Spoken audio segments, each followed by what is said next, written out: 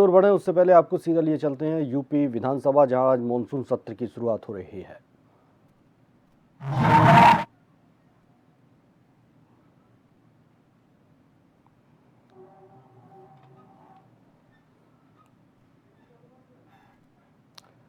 आज यूपी विधानसभा का मानसून सत्र शुरू हो रहा है। मानसून सत्र का आज पहला दिन यूपी विधानसभा की कार्यवाही शुरू हो चुकी है। इससे पहले मुख्यमंत्री योगी आदित्यनाथ मीडिया से रूबरू हुए थे।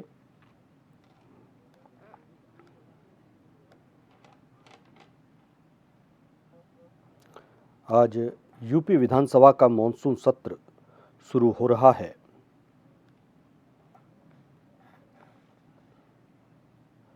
मानसून सत्र से पहले दिवंगतों को श्रद्धांजलि। इस सत्र में प्रमुख मुद्दे रहने की संभावना है। वित्तीय वर्ष 2026-27 का अनुपूरक बजट भी पेश किया जाएगा। अध्यादेश के स्थान पर विधेयक लाए जाएंगे।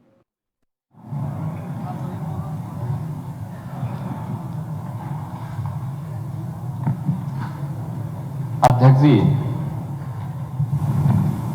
इस माननीय सदन को दुख के साथ सूचित करना पड़ रहा है कि वर्तमान विधानसभा के सदस्य से आलम बदी का दिनांक 23 जुलाई 2026 को 90 वर्ष से अधिक की आयु में निधन हो गया। वे लंबे समय से अस्वस्थ चल रहे थे। उनका निधन हम सब के लिए दुखद है। श्री आलम बदी इस सदन के वरिष्ठ सदस्यों में से एक थे। इसके साथ ही वे सदन के सबसे वयोवृद्ध सदस्य भी थे। उनका जन्म 16 मार्च 1936 को आजमगढ़ के बिंदवन में हुआ था। वर्तमान विधानसभा में वे 5वीं बार सदस्य के रूप में निर्वाचित हुए थे। वे सर्वप्रथम वर्ष 1996 के मध्यावधि चुनाव में, तत्पश्चात 2002, 2012, 2017 एवं 2022 के सामान्य निर्वाचन में निर्वाचन क्षेत्र निजामाबाद, जिला आजमगढ़ से समाजवादी पार्टी के टिकट पर विधानसभा सदस्य निर्वाचित हुए। वे विधानसभा की विभिन्न समितियों के सदस्य रहे तथा वर्तमान में विधानसभा की आचार समिति के भी सदस्य थे। उम्र के इस पड़ाव में भी उनका राजनीतिक सक्रियता एक सक्रिय जनप्रतिनिधि को प्रेरित करती थी। श्री आलम बदी का इस आयु में निर्वाचित होना यह दर्शाता है कि एक जनप्रतिनिधि के रूप में यदि हम जनता और अपने क्षेत्र के प्रति समर्पित रहें तो आयु की सीमा मायने नहीं रखती।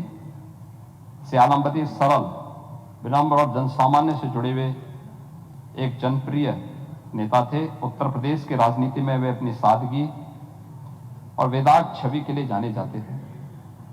समाज के गरीब और वंचित वर्ग के उत्थान, सामाजिक कार्यों और शिक्षा के प्रसार में उनकी विशेष रुचि थी। वे अपने क्षेत्र के बुनियादी मुद्दों को लेकर के सदैव इस माननीय सदन में आवाज उठाते थे। एक व्यवहार कुशल और लोकप्रिय जनप्रतिनिधि का सामाजिक कार्यकर्ता के रूप में वे अपने क्षेत्र के विकास और जनता के कल्याण के लिए सदैव समर्पित रहे। श्री आलम बदी के निधन से प्रदेश ने एक कुशल राजनीतिज्ञ और समाजसेवी को खो दिया है। मैं उनके निधन पर इस माननीय सदन की ओर से उनके प्रति विनम्र श्रद्धांजलि अर्पित करता हूं और आपसे अनुरोध करता हूं कि हमारी संवेदनाएं शोक संतप्त परिजनों तक भेजने की कृपा करेंगे। धन्यवाद। माननीय नेता प्रतिपक्ष आदरणीय श्रीमान अमरशद पांडे जी। माननीय अध्यक्ष जी, मैं माननीय मुख्यमंत्री जी द्वारा माननीय आलम बदी के देहावसान पर दी गई कही गई बातों से अपने को संबद्ध करता हूँ। आलम बदी जी इस सदन के कई बार सदस्य हैं और मेरी पहली मुलाकात उनकी 2002 में जब वो फिर चुन के आए थे तो मैं यहाँ आया था। बाद में मैं स्पीकर बना तो उस स्पीकर के नाते भी वो मुझसे अक्सर मिलते जुलते रहते। बहुत साधारण स्वभाव के थे और उनकी भावनाएं उस वृद्धावस्था में भी बड़ी नए उम्र के बराबर थी।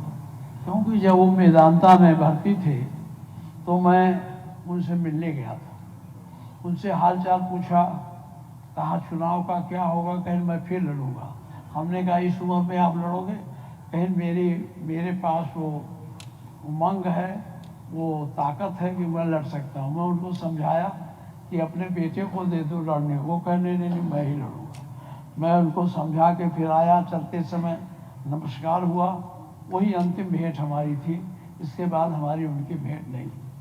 एक बार यहाँ वो असेंबली में भी उर्दू में शपथ लेने के लिए बहुत जिद कर लिए थे। यहाँ बहुत उनको समझाया गया कि हमारी इस विधानसभा की भाषा देवनागरी है और देवनागरी भाषा में आप शपथ लीजिए। और नहीं मानने को तैयार हुए। फिर हम लोगों ने उनको समझाया कि आपका जो उर्दू शब्द है उसको हम देवनागरी में लिख दें, उसको आप मानिए। फिर भी नहीं माने थे। वो अपने स्वभाव के कट्टर थे, अपनी बातों पर अड़े रहते थे।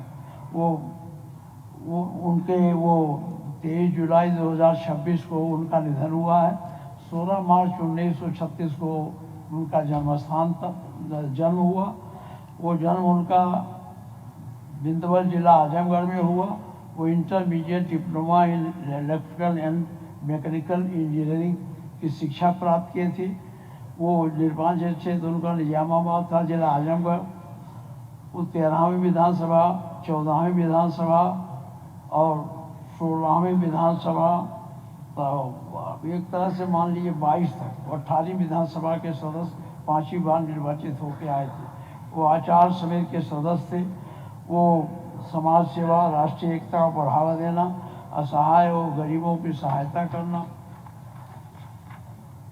कौमी एकता मंच के वो संस्थापक थे, संयोजक थे। मुस्लिम रिलीफ कमेटी आजमगढ़ के संस्थापक थे।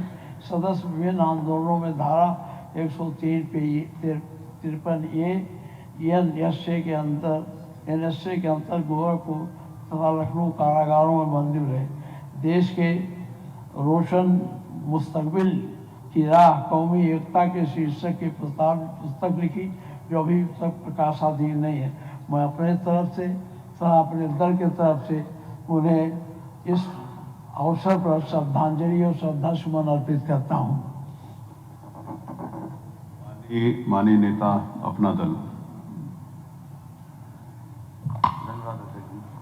माननीय अध्यक्ष महोदय जी, मैं अपने आपको माननीय मुख्यमंत्री जी से संबोधित करते हुए बड़े भारी मन से और दुख से वरिष्ठ समाज सेवी एवं जनसेवा के समर्पित रहे स्वर्गीय श्री आलम बदी जी के निधन पर अपनी ओर से और अपनी पार्टी अपना दल की ओर से शोक संवेदना व्यक्त करना चाहता हूँ। स्वर्गीय श्री आलम बदी जी का जन्म 16 मार्च 1936 को जनपद आजमगढ़ के बिंदवल क्षेत्र में हुआ था। उन्होंने अपना संपूर्ण जीवन समाज और देश की सेवा के लिए समर्पित किया। वह कौमी एकता मंच के संस्थापक एवं संयोजक तथा मुस्लिम रिलीफ कमेटी आजमगढ़ के संस्थापक सदस्य रहे। सामाजिक एकता, आपसी भाईचारे और जरूरतमंदों की सहायता के लिए उनका योगदान सदैव स्मरणीय रहेगा। उन्होंने अपने सार्वजनिक जीवन में अनेक सामाजिक आंदोलनों में सक्रिय भूमिका निभाई। अपने संघर्षशील जीवन में उन्हें धारा 153 के अंतर्गत राष्ट्रीय सुरक्षा अधिनियम के तहत गोरखपुर तथा लखनऊ की जेल में भी